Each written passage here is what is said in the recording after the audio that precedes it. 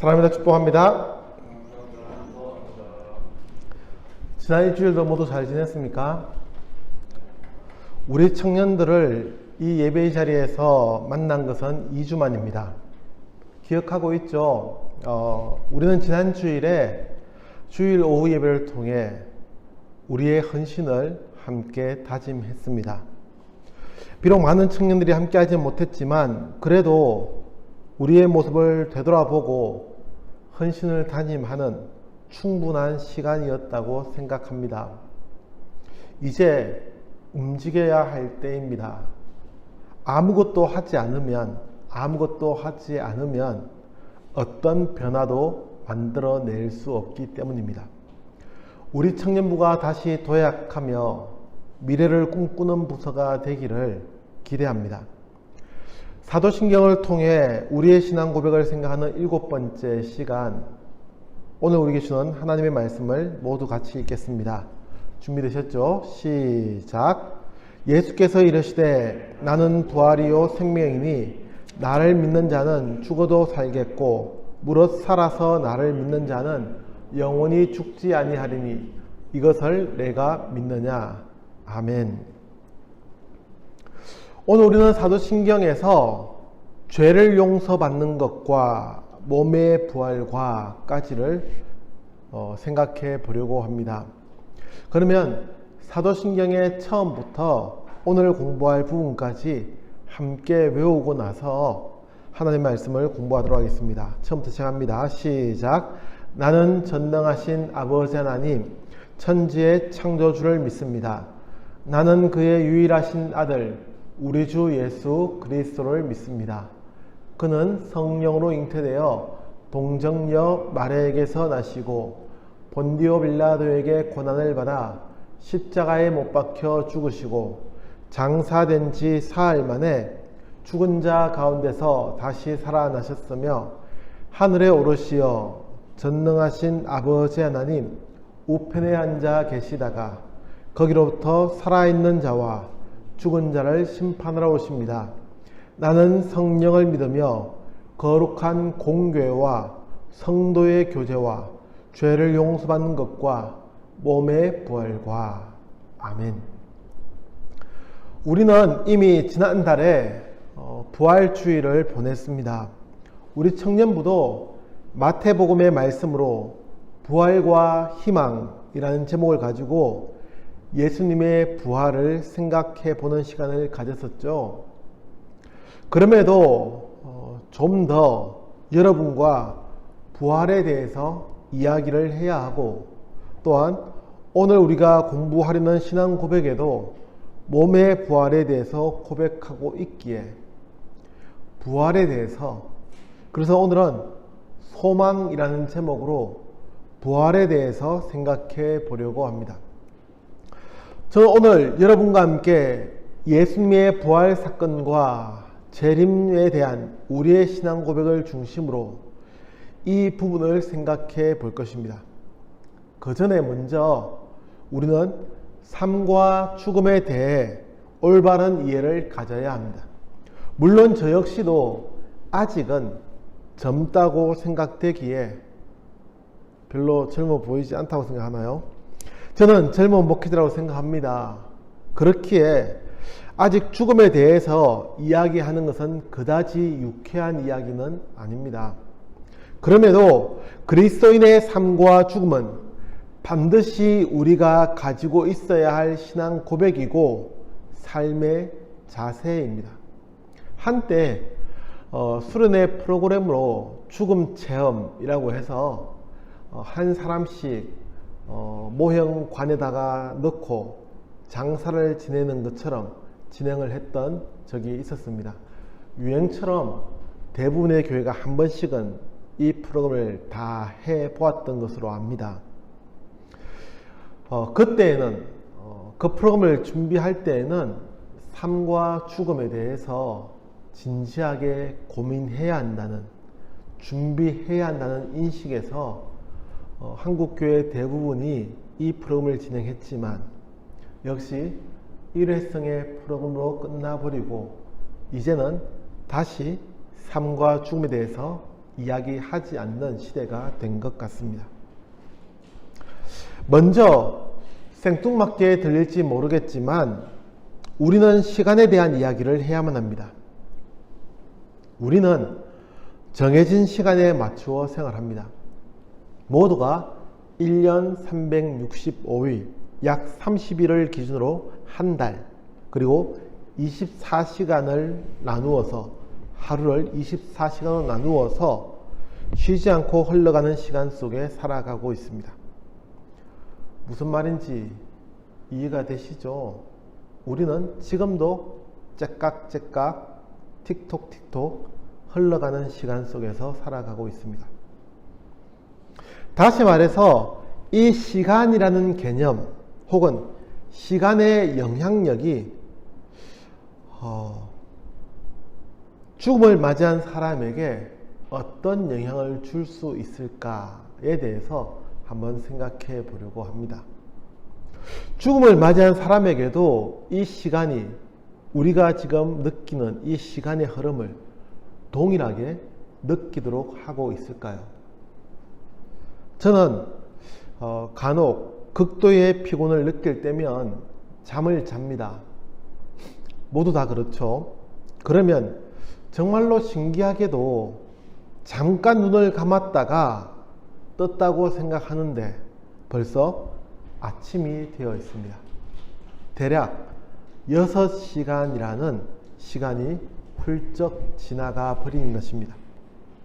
저는 눈만 잠시 감았다가 떴을 뿐인데 시간은 쉬지 않고 흘러서 아침이 밝아온 것입니다.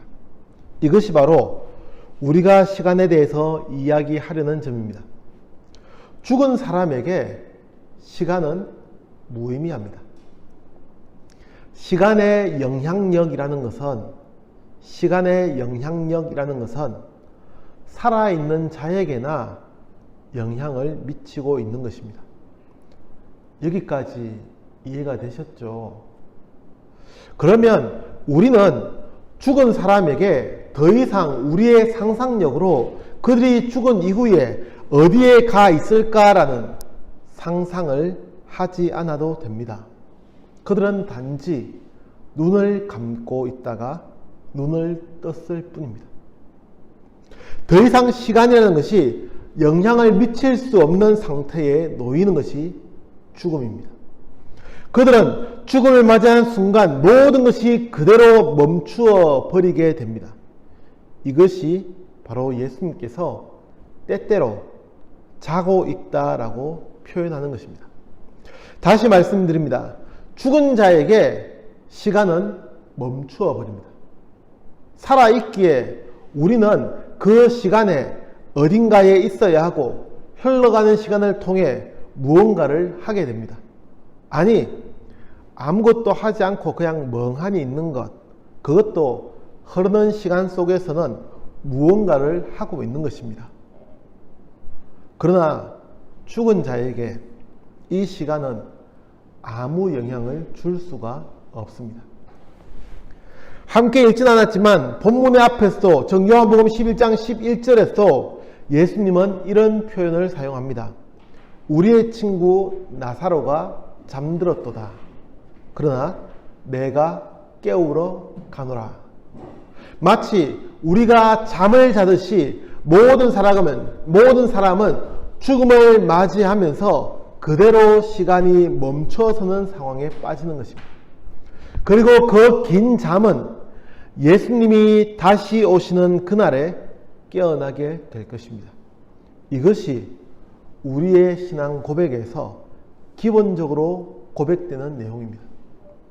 그리고 이 놀라운 기적, 정말로 기적이라고밖에는 달리 표현할 수밖에 없는 그 누구도 경험하지 못한 이 놀라운 사실은 예수님께서 죽으셨다가 다시 살아나심을 통해서 모두에게 증언되었고 확정되었습니다.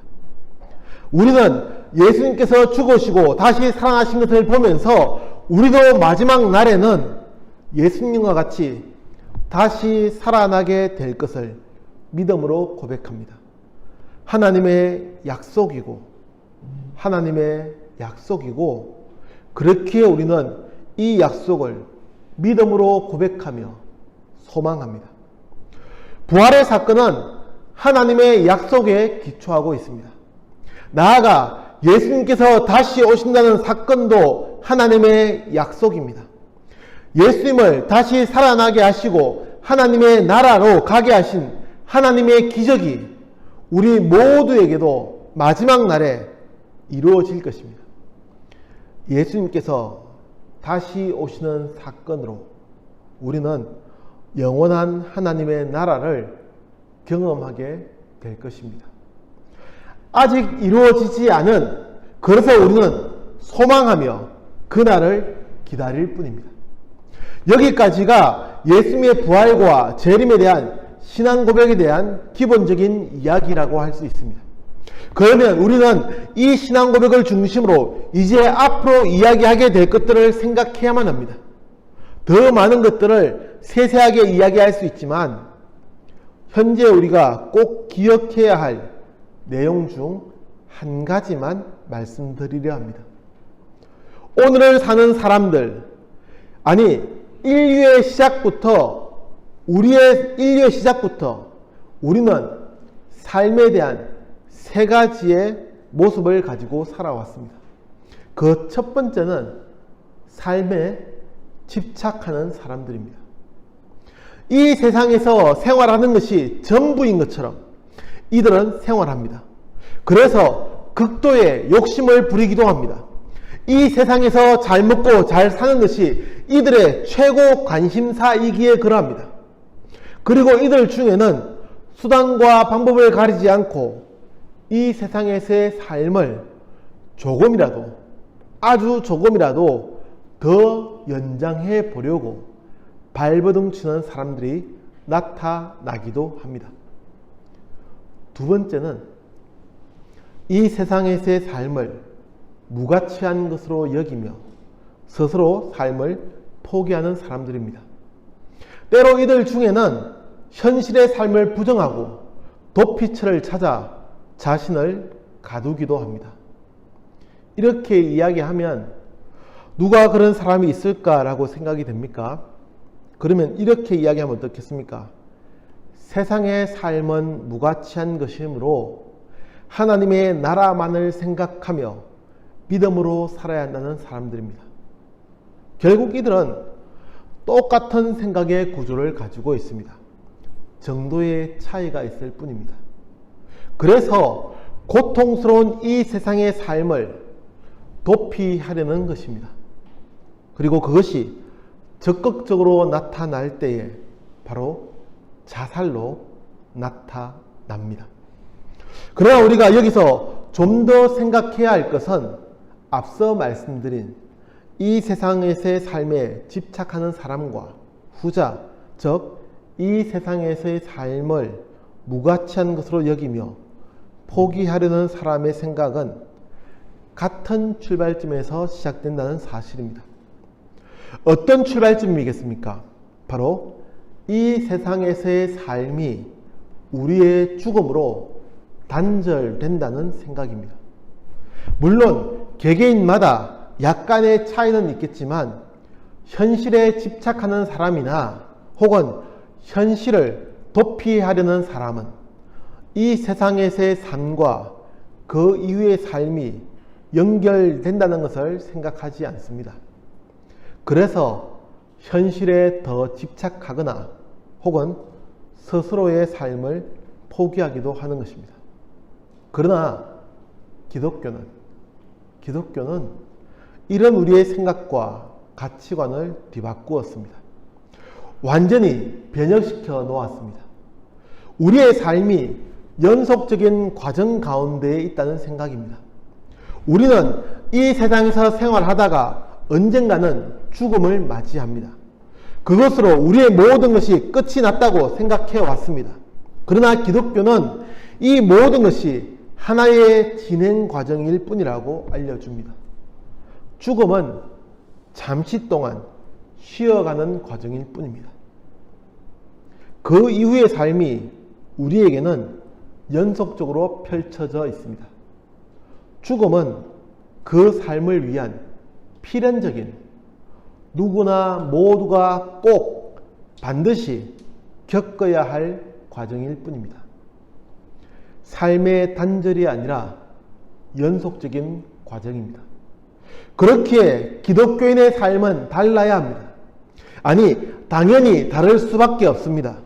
우리는 예수님의 죽으심과 부활의 사건을 보면서 우리의 삶도 그분과 같이 하나의 여정 가운데에 놓여 있음을 고백합니다.